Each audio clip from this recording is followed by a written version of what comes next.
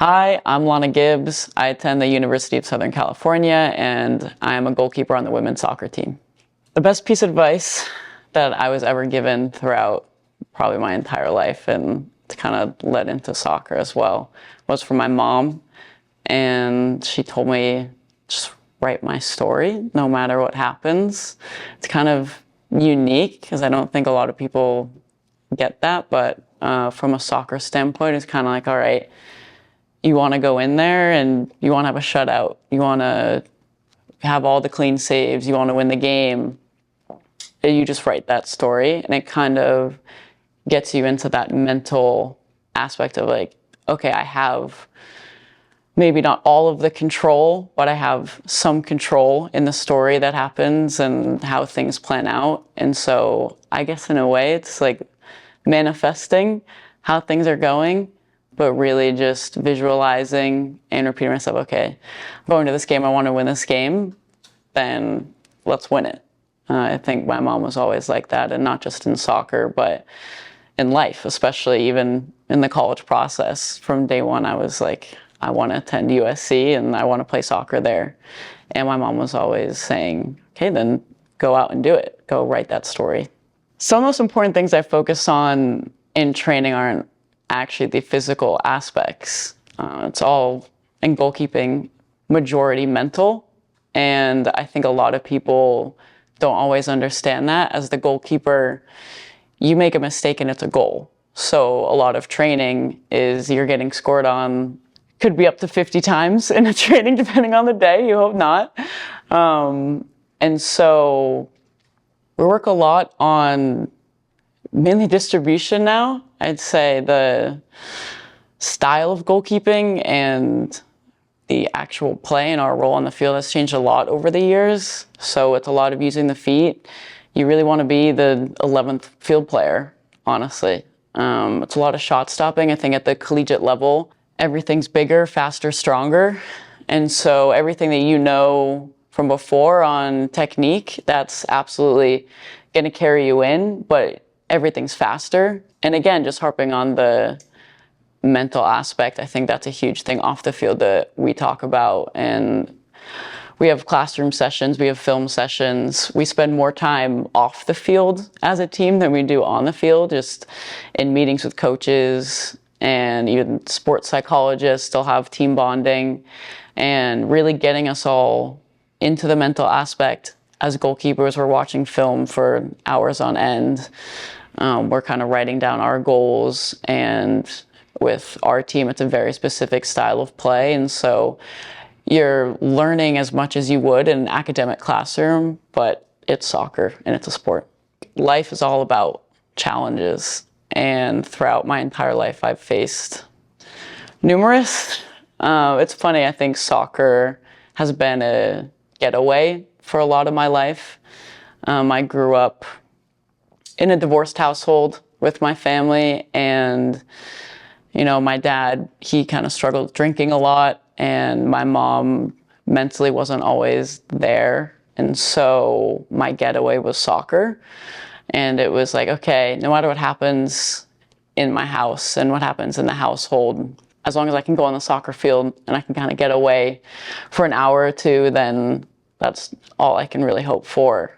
And so growing up, soccer was very, very peaceful, and I still love it always to this day, but it's different. I think the college process was the very first real soccer challenge that I was like, okay, this isn't just how hard can you kick a ball. It's overall as your character. That is the college process. That's about who you are as a person, who you are as an athlete. And so when the college process came, I think I was told by so many people that, I'm from Boston, Massachusetts, so East Coast soccer is very different, and the exposure to get out to California it's just not there all the time. And so one of the biggest challenges that I've faced in recent years was getting told that I just couldn't attend USC. I couldn't even go the Division I level by coaches, by family members. My friends would never say that, but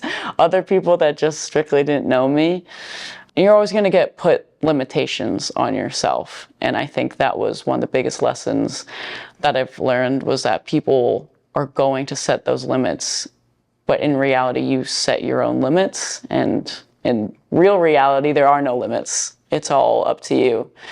And so in soccer, I'd say college process was a massive challenge. And then even my freshman year last year at USC was definitely one of the most character building years I've had in my life. Once again, you're just thrown into an environment, and right now we're the top 5th team in the country. And so you're going from some little East Coast club that no one knows to all of a sudden the cameras are on, the lights are on, and you're being asked to do things that is basically like a job. And as much as it is difficult in aspects where people want a lot from you, our support system at USC is amazing.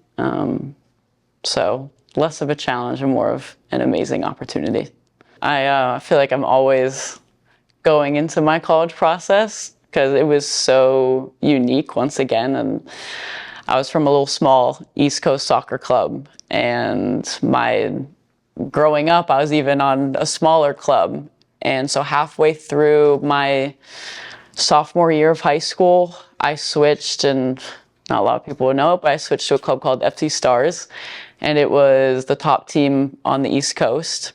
And that was great. However, it was halfway through sophomore year, and June 15th going into your junior year is when colleges can actually start reaching out to you. And so I was pretty much 6 months away from the actual college process, and I had little exposure. So from the age of, now it's probably 12 years old, the actual league, it's called ECNL, and they host events that you'll get 100+ college coaches to every single one of your games. It'll be multiple times a year.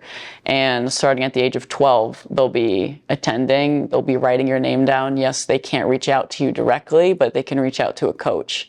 And so I had joined this team where every single person had already known, okay, colleges can't reach out directly, but once they can, I know exactly where I'm going to go. And here I was okay, well, I was just asked to join because the other goalie had a concussion and you need a goalkeeper. And so it was amazing, immediately jumping in and getting the exposure.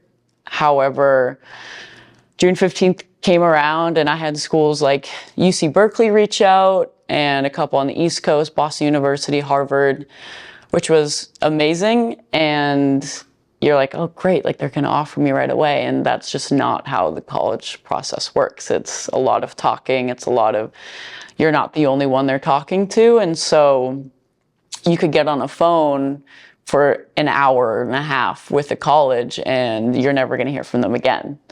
Or you could send one random email and a couple months later, they'll finally respond. And I think mentally, that is the biggest part about the college process, is knowing your worth. And for me, it was a lot of ups and downs of, okay, so this college that I really want to attend, no longer, that was a big thing with Berkeley, was I got on the phone with them, they didn't reach back, and no hate there, Berkeley, it's okay.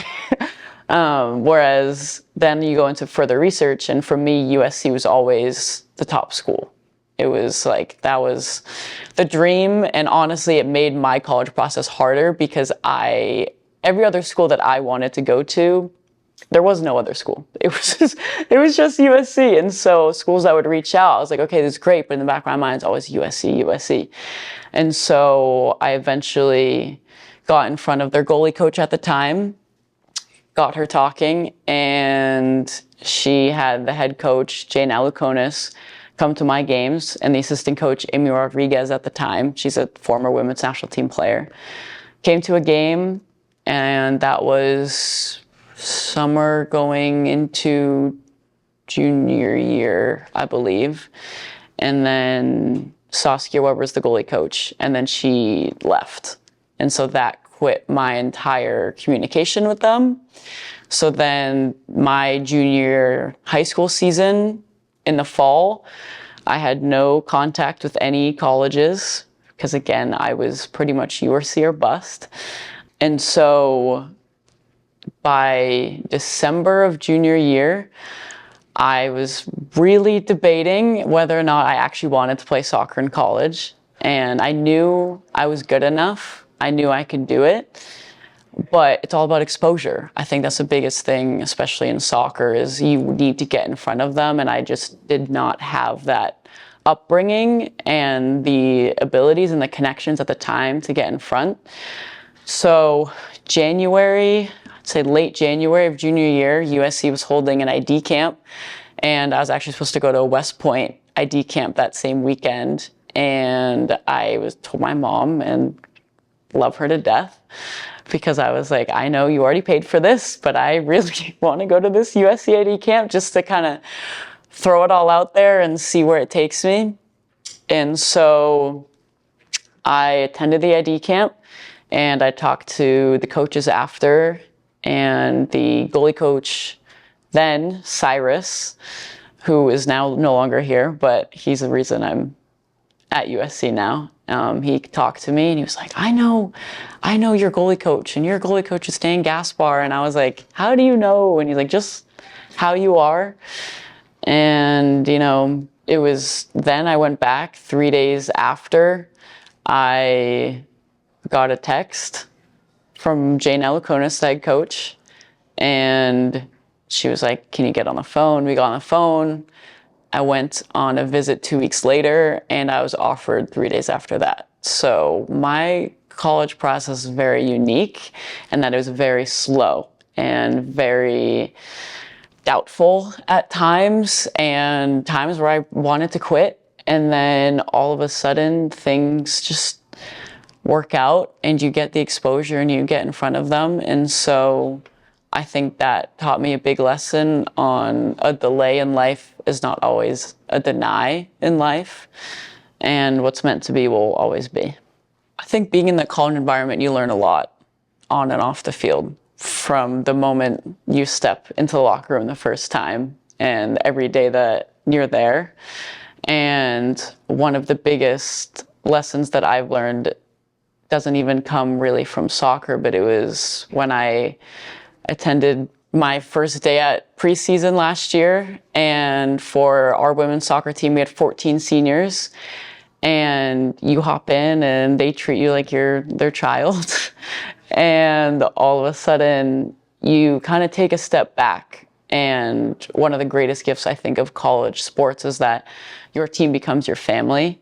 And the biggest lesson that I've learned so far is to really enjoy the people that you are around and to enjoy your teammates, because the memories, as much as winning a Big Ten conference championship is one of the greatest memories of my life, it is all the moments leading up to it where you're sitting around a bonfire with your team in the middle of a beach, and you're looking around, you're like, how is this my life? And how are these the people around me? And you're just really enjoying it, and you're enjoying the grind of soccer, and you're enjoying just life with your teammates. And I think that's one of the biggest lessons learned, is to take that step back. Soccer will be a huge part of your life, and really any sport.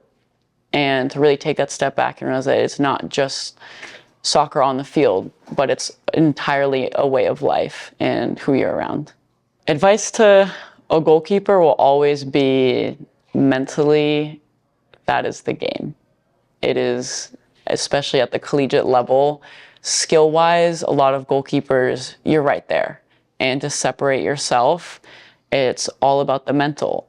It's all about staying calm emotionally. It's being confident in yourself.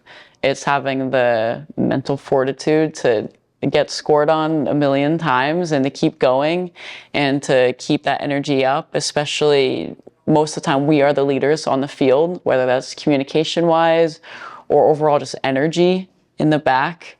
And your team's going to look at you and they need someone that is mentally strong and emotionally strong for them. And that is the majority of goalkeeping. Advice I would give to younger athletes, and especially to my younger self, and I've told so many people this so many times because it's the best advice that I can ever give, is to believe in yourself and Don't listen to the outside noise. If it's positive, you can listen to it. If it's negative, though, everything that you need is within you. And there are no limits that are going to hold you back other than yourself. And if you believe that you can get somewhere, whether that is mentally, physically, emotionally, whoever you want to be, you can become that person. You strictly just have to believe in yourself. Hi, I'm Lana Gibbs. I attend the University of Southern California, and I'm a goalkeeper on the women's soccer team.